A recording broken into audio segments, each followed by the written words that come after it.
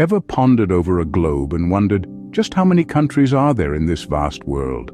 If you have, you are not alone. This intriguing mystery has confounded explorers, scholars, and curious thinkers for centuries.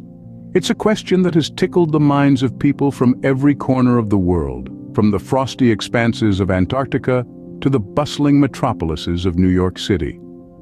Before we delve into the heart of the matter, let's take a moment to appreciate the sheer grandeur and diversity of our world. From the majestic peaks of the Himalayas to the vast deserts of Sahara, the world is a tapestry of breathtaking landscapes. With every border crossed, you discover a new culture, a new language, a new way of life. It's a symphony of human existence, united yet divided by invisible lines on a map. In the next few minutes, we'll attempt to unravel this intricate puzzle. But I must warn you, this journey isn't as straightforward as you might think. It's akin to navigating through a labyrinth of geopolitical complexities and historical disputes. The answer to the number of countries in the world hinges on the perspective you adopt, as the definition of country can vary significantly from one context to another. Is it about recognized sovereignty? Or is it about cultural identity and self-determination? The United Nations, for instance, recognizes 195 sovereign states. However, the list expands when we include territories and regions seeking recognition or battling for independence. There's also the issue of disputed territories, further complicates matters. Is Taiwan a country or a part of China? What about Palestine or Kosovo? These questions, and more, underscore the complexity of defining a country. It's a subject laden with political undertones and historical intricacies. Nailing down a definitive number is as elusive as capturing the of humanity itself. So, are you ready to embark on this journey of geographic discovery? Excellent. Your enthusiasm is infectious. There's a sense of wonder, of curiosity that makes this exploration even more exciting, a quest for knowledge that transcends borders and time zones. Brilliant. So let's dive into the exploration of this fascinating question. When people are often asked how many countries there are in the world, they tend to look for an answer from the United Nations member states. This might seem like a straightforward answer, but let's delve a little deeper to fully understand its nuance. The United Nations, fondly referred to as the UN, stands as a paramount international organization. There is an intriguing history behind its establishment, dating back to the mid-20th century. The inception of this global body was an integral part of the post-World War II era, a time when the world was desperate for peace and unity. Many nations came together, recognizing the importance of global collaboration, shared decision-making, and diplomatic negotiations to prevent future wars. Thus, the United Nations was born out of this dire need for collective peacekeeping and international cooperation. Since then, the United Nations has grown exponentially both in influence and membership. At present, it boasts an impressive roster that comprises 193 states. These member states are not just random entities. In fact, they all are considered sovereign nations, each acknowledged and accepted as legitimate by the global community. But exactly does sovereign mean in this context? To be precise, a sovereign nation is an independent entity with the legal and political authority to govern its own affairs without any external interference. It possesses its own governing body, establishes its own laws, houses its own citizens, and holds jurisdiction over its own territories. It is essentially a self-governing entity, which has the power and freedom to its internal policies and international relations. Therefore, when we look at the United Nations list, it gives us the impression of a neatly organized world divided into 193 sovereign countries. This count, however, isn't as simple or as comprehensive as it might seem initially. If we consider the UN's list as the sole determinant of the number of countries, we then conclude that there are precisely 193 countries. This count merely considers official recognition and does not account for various geopolitical complexities that exist in our world today.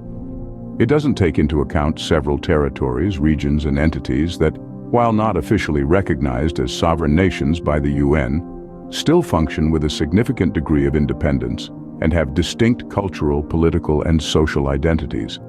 In fact, there are places in the world that may not be full-fledged UN member states, but have their own governments, their own set of laws, their own citizens, and their own defined territories. There are entities that hold a significant amount of autonomy and self-governance, similar to that of a sovereign state. Yet they are not universally recognized as independent countries, leading to a degree of controversy and ambiguity in defining what a country truly is. This throws a wrench into the straightforward count of 193, leading to question the complexities of global recognition and international politics. However, it's essential to remember that the United Nations member states aren't the only countries out there. There are many entities that, not part of the UN, still function much like a country. Therefore, there's more to the story. Beyond the UN, we discover a surprising array of entities that consider themselves countries. These entities, though not universally recognized by the United Nations, still boldly assert their independence, their sovereignty, and their own unique international statuses. They strive to make their voices heard on the world stage, despite the controversies and challenges they face. Let's set sail on a voyage of discovery, to explore the fascinating world of these unrecognized territories, beginning with the island of Taiwan. Nestled in the azure waters of the Pacific Ocean in East Asia, Taiwan is a bustling known for its staggering skyscrapers, verdant landscapes, and vibrant street food scene. With an economy that is robust and thriving, it is a major player in the global electronics and computer technology industries. It boasts a vibrant democracy, built on the principles of freedom and equality, and is home to a population of over 23 million people, each with their unique stories and dreams. Taiwan operates as an independent country, with its own government, constitution, and military. However, its political existence is under constant threat due to complex geopolitical reasons. Despite this, the Taiwanese people continue to uphold their national identity with unwavering resilience and a strong sense of patriotism. From Taiwan, we journey west to the heart of Europe, to the landlocked country of Kosovo. In 2008, Kosovo declared independence from Serbia, triggering a wave of controversy. Its status as a separate country is contentious, with opposition from several international quarters. Yet, in spite of the adversity, Kosovo governs itself with its own constitution and executive, legislative, and judicial branches. It's recognized by over 100 countries worldwide and is a member of several international organizations. A land of rugged mountains and rolling hills, Kosovo pulses with a rich history and a vibrant culture, its people fiercely proud and resilient. Next, we venture further to the politically charged atmosphere of the Middle East. There, we find Palestine, a region steeped in history and marred by conflict. Despite its ongoing conflict with Israel, Palestine considers itself an independent state, asserting its sovereignty amidst a complex and delicate political situation. It's not a full UN member, but it does hold a non-member observer state status, a stepping stone in its quest for full recognition. Our journey also leads us to unique entities like Vatican City, the smallest internationally recognized independent state in the world, both by area and population. Nestled within the heart of Rome, it is the spiritual and administrative headquarters of the Roman Catholic Church. It is an epicenter of faith, history, and art, home to iconic masterpieces and hallowed halls that echo with centuries of prayer and devotion. Last but not least, there's the enigmatic Sovereign Military Order of Malta. It's not a country or a territory, but rather a unique entity that stands on its own. This order, steeped in history and tradition, issues its own passports, has its own currency, and maintains diplomatic relations with over 100 countries. Despite its lack of territorial claim, it commands a distinct presence in the international community. Bringing unrecognized territories into our purview truly expands our understanding of the world. With these added, the total number of countries increases considerably. So, after considering all these entities, what's the final count? This might seem like a simple, straightforward question, but when delving into the intricacies of global politics and geography, the answer becomes much more complex. The United Nations, for instance, one of the most recognized and respected international organizations in the world, recognizes a total of 193 sovereign states. Each of these states is a member of the United Nations and participates in its General Assembly. These are the states that have fulfilled the criteria of statehood as defined by international law: a permanent population, a defined territory, a government, and the capacity to enter into relations with other states. However, if we broaden our perspective, the number increases. Some territories are recognized by at least one UN member state, even though they may not be recognized by the UN as a whole. Examples include states like Palestine, which is recognized by over 100 UN members and holds observer status at the UN, but is not a full member. This brings our count to 206. Moving a step further, we can consider territories that have declared themselves independent, even if they aren't broadly recognized. These are regions that have declared independence from their parent states and have established their own government, but have not been recognized by the international community. Examples include regions like Somaliland in Somalia and Abkhazia and South Ossetia in Georgia. If we include these, the count could rise to well over 210. And yet our count isn't complete. We haven't yet considered the numerous indigenous nations and tribes across the globe that consider themselves distinct entities. These are groups that have their own distinct culture, language, and territory, and consider themselves separate from the state in which reside. Examples include the First Nations in Canada, the Native American tribes in the United States, and the Aboriginal tribes in Australia. Including these would add hundreds, if not thousands, to our total count. So you see, the question of how many countries are there in the world hinges on one's perspective. It depends on how we choose to define a country. Do we define it simply as a member of the United Nations? Do we include territories that are recognized by at least one UN member state? Do we include regions that have themselves independent, even if they aren't broadly recognized? Do we include indigenous nations and tribes that consider themselves distinct entities? The question also depends on the criteria we choose to apply. Do we consider only political recognition, or do we also consider cultural and geographic factors? Do we consider only current states, or do we also consider historical states that have ceased to exist? In conclusion, the answer to how many countries are there in the world is not as straightforward as it may seem. It depends on our perspective and the criteria we choose to apply. It's a question that challenges us to look beyond our own borders and consider the complexity of the world in which we live. Therefore, the answer to how many countries are there in the world is not as straightforward as it may seem.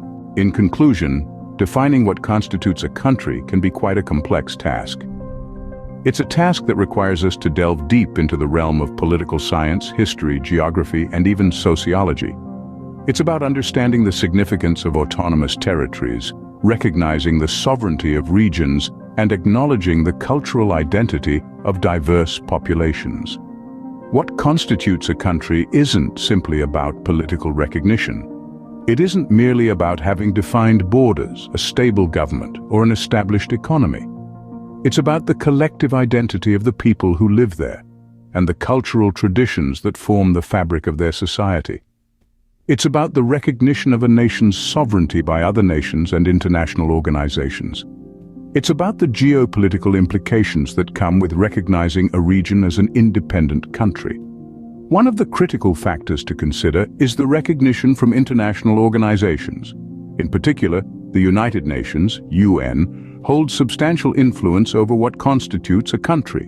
The UN currently recognizes 195 sovereign states, but this is just one interpretation of the term country. The UN's definition of a country is based on sovereignty. Sovereign states are territories that govern themselves, free from external control or influence. They have a defined territory, a permanent population, an effective government, and the ability to enter into diplomatic relations with other sovereign states. But this definition isn't universal, and it's where the complexity begins. Apart from the UN-recognized countries, there are territories that aren't officially recognized by the UN, but consider themselves independent nations. Territories like Taiwan and Kosovo aren't recognized as sovereign states by the UN, but assert their independence and operate much like any other sovereign country. They have their governments, their economies, their currencies, and their national symbols. They're home to millions of people who consider themselves citizens of these territories. Taiwan, for instance, has a robust economy, a thriving democracy, and a vibrant cultural identity. Despite not being recognized as a sovereign state by the UN, Taiwan has a significant role in the global economy and international relations. It's a clear example of how the definition of a country can vary. Similarly, Kosovo declared its independence from Serbia in 2008. It's recognized as a sovereign state by over 100 UN member states and has been a member of several international organizations. Despite the lack of universal recognition, Kosovo asserts its independence and functions as a country in many ways. Adding these territories into the mix makes the final count of countries in the world a bit more complicated. It's not just about adding numbers, but understanding the underlying complexities of geopolitics, sovereignty, and cultural identity. Yet, the beauty of our world lies in its diversity and complexity. Each corner of our planet is unique, filled with its own stories, traditions, and identities. There's a richness in this complexity, a wealth of cultural diversity that makes our world fascinating. It's a constant reminder of how diverse and colorful our planet is. So next time you find yourself pondering over a globe, remember, the world is a lot more diverse and complicated than it may first appear. We live in a world where the number of countries isn't fixed. It changes, it evolves, it grows, and it transforms. And that, in itself, is a testament to the dynamic and beautiful complexity of our world.